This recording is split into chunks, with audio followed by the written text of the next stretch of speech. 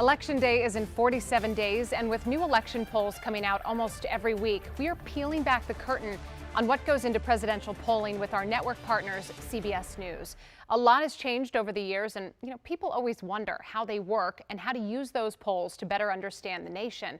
Natalie Brand talks to CBS's elections director about the science behind a presidential poll. We will start with Anthony Salvanto and the latest CBS News polling. A snapshot in time, a temperature of the electorate, a tradition dating back decades at CBS News. We're ultimately trying to give voice to the public. CBS Executive Director of Elections and Surveys Anthony Salvanto says a good poll starts with selecting a group of participants that reflects the electorate. So that you're creating what I often call that microcosm of the state or the country or the likely electorate. It's not the same as people just gathering on a social media feed and weighing in their opinions. CBS News works with partner YouGov's national and state panels to invite people across ages, gender, race, and education.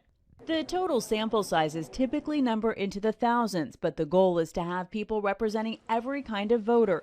They answer questions Salvanto himself carefully writes to offer all viewpoints. And in the digital age, pollsters want to meet people where they are. If they're connected online, they're using smartphones, they're using the internet, of course, then they can take the survey that way. Once invited to take the survey, then they can log on, connect securely, and answer the questions in front of them. The data is analyzed and CBS calculates who's likely to turn out. But Salvanto reminds people to pay close attention to the margin of error. We are, after all, talking about people's behavior here, and no one can perfectly predict that, but we do a pretty good job of getting you in a range.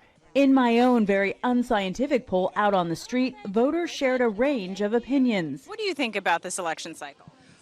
Ooh, the most exciting of my life. So much divisiveness, just too turbulent. But they all agreed the poll that matters the most will be the one on Election Day.